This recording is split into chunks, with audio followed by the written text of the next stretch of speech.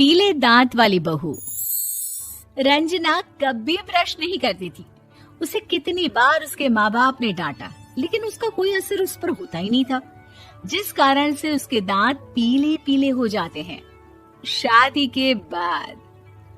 अरे बहू, वैसे तो तुझ में कोई कमी नहीं है, पर तेरे दांत इतने पीले कैसे हैं बेटा?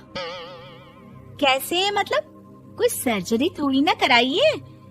वो तो क्या नाम, मैं ब्रश नहीं करती थी तो पीले हो गए। अब क्या करूं? आप कहें तो लाल करवा लूं या फिर काले? यार ये क्या है, क्यों माँ से लड़ रही हो? लड़ रही हूँ? अरे मैं लड़ रही हूँ या ये बोल रही है कि दांत पीले हैं, पीले। अरे तपस्या थोड़ी ना की है इन्हें पीले करने के लिए। बकायदा ब्रश नहीं किया है 20 साल तक, तब जाकर। छी, कैसी बात कर रही हो? ये उस वक्त तो पीले नहीं थे जब हम लोग तुम्हें देखने आए थे। अरे तब साफ करवा लिया होगा डेंटिस्ट के पास जाकर। अब देखो कैसे पीले पीले लग रहे हैं। रंजना सास की तरफ गुस्से से देखती है। फिर शुरू हो गई पीले पीले पीले। अरे पीले तो तब भी थे जब मेरे हाथ का रसगुल्ला उड़ा उड़ा कर खा रही थी और बोल रही थी, लड़की नहीं गुणों का खजाना दे रहे भाई साहब आप। खैर, अब वो लोग करते भी तो क्या करते, पीले दांत वाली बहू पल्ले पड़ी थी तो झेलना तो था ही। एक दिन कीर्तन में रंजना गाना गा रही थी। अरे कमला बहन, माँ का द्वार है, यहाँ तो सब शुद्ध होकर आते हैं, फिर अपनी बहू को ब्रश भी नहीं करवाती तुम। दूर से पीले पीले दांत भक्ति में बाधा उत्पन्न कर रहे हैं। अरे कोई 2 साल के बच्चे थोड़ी ना लेकर आई हूँ मैं बहू बनाकर। अच्छी खासी लड़की है, अरे कैसे करवाऊं ब्रश? ये तो उसे खुद करना चाहिए ना।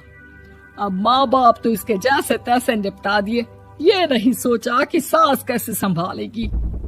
सास बहू को लेकर घर आ जाती है, लेकिन सोच लेती है कि अब इसे लेकर कहीं नहीं जाएगी। अगले रोज बहू कहती है, अरे क्या हो गया, मंदिर नहीं जाना क्या? कीर्तन का वक्त हो रहा है। मेरी मधुर वाणी से कान्हा जी जागते हैं और सोते हैं। आप तो जानती है ना उनकी भक्ति में कितना मन लगता है मेरा। वो क्या है ना, तबीयत ठीक नहीं लग रही है मेरी, आराम करूंगी मैं। तबीयत ठीक नहीं लग रही? अभी तो मिथुन के गाने पर नाच रही थी आप, और अब बोल रही है कि तबीयत ठीक नहीं लग रही। अरे भक्ति में मन लगा लो सासू माँ, ऊपर जाना है, क्या मुंह दिखाओगी आप? हाँ? सास को बहू की बात पर गुस्सा आ जाता है। मैं क्या मुंह दिखाऊंगी, इसकी चिंता तो ना कर, समझी? अपने मुंह की चिंता कर, जो ये पीले पीले दांत लेकर हर जगह पहुंच जाती है। पता है लोग कितना मजाक बनाते हैं। ना जी ना, मैं नहीं जाना कहीं तेरे साथ। तो ये बात है। कोई ना, मत जाओ, मैं अपने कमरे में ही बैठकर भक्ति कर लूंगी। ऊपर वाला दांत थोड़ी ना देखता है, मन देखता है, भावना देखता है। और अरे बस बस, तू सब कुछ दिखा, बस ये सफेद चमकदार दांत ना दिखाना किसी को, है? जा यहाँ से। बहू को सास की बात का कोई फर्क नहीं पड़ता, वो तो जैसी थी वैसी ही रह जाती है। सुबह नहाकर किचन में खाना बनाना, फिर खाना खाना, कीर्तन भजन करना और सो जाना। एक दिन, माँ जी मैं सहेली के घर जा रही हूँ, शाम को लेट आऊंगी। हाँ हाँ तो जाना, मैंने कौन सा तेरी आरती करनी है घर पर बैठकर। रंजना सहेली के घर जाती है, जहाँ वो पार्टी में जाने की तैयारी कर रही होती है। अरे शिखा, कहाँ जाने की तैयारी कर रही है? मैं गलत वक्त पर आ गई क्या? अरे नहीं यार, उल्टा सही वक्त पर आ गया। मैंने ये साड़ी और ज्वेलरी निकाली है यार, शाम को इनके ऑफिस की एक पार्टी में जाना है। बताना कैसा लग रहा है ये सब? नहीं यार, इस ड्रेस के साथ तो वो वाली ज्वेलरी अच्छी लगेगी। हाँ हाँ सही बोल रही है, मैंने ध्यान ही नहीं दिया।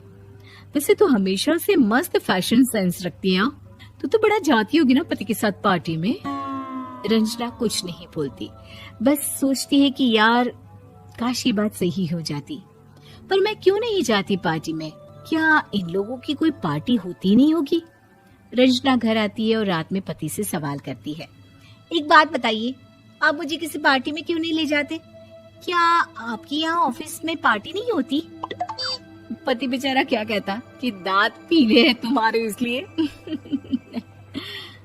अरे कोई पार्टी होती नहीं हम लोगों के ऑफिस में, तो कहाँ से लेकर जाऊं? और मार्केट, मॉल, कहीं वीकेंड घूमना, कहीं तो। अरे यार सारे हफ्ते में एक छुट्टी मिलती है, तो सोचता हूँ कि आराम ही कर लूं। क्यों? रंजना मन मार के रह जाती है। पहले कभी सास के साथ मंदिर जाया करती थी, लेकिन वो भी सास ने ले जाना बंद कर दिया। घर बैठी बैठी रंजना बोर हो जाती है। तभी उसे आइडिया आता है और वो मायके जाने का सोचती है। सासू माँ, 2 दिनों के लिए मम्मी के घर जा रही हूँ। अच्छा ठीक है, आराम से जा। और हाँ, माँ से कुछ अच्छी आदत सीख कर आना कि कैसे शरीर के हर भाग की तरह दांतों की सफाई भी जरूरी होती है, समझी? शुरू हो गई ना आप। वो लोग आपकी तरह नहीं है कि छोटी छोटी बात का बतंगड़ बना दे। उन लोगों के लिए मैं मायने रखती हूँ, ना कि मेरे पीले पीले दांत। रंजना माँ को बिना बताए उन लोगों को सरप्राइज देती है, लेकिन जैसे ही वो दरवाजे पर पहुंचती है, अंदर देखती है कि घर वाले कहीं जा रहे होते हैं। अब माँ, काश रंजना दीदी के दांतों वाली प्रॉब्लम नहीं होती, तो वो भी हम लोगों के साथ चलती ना बुआ जी की बेटी की शादी में। हाँ बेटा, लेकिन अब उसे कौन समझाए कि उसको उसके पीले दांत नहीं दिखते, लेकिन उसके आसपास के लोगों को कितना एम्बैरेसिंग फील कराते हैं। मुझे तो कितनी बार उसके स्कूल की टीचर ने शिकायत की कि उसके साथ कोई लड़की बैठना भी नहीं चाहती, और ना ही कॉलेज में कोई उससे बात करना चाहता था। लेकिन पता नहीं क्यों उसे ये बात समझ में ही नहीं आती। कोई कमी नहीं है उस लड़की में, बस यही कि दांत पीले हैं।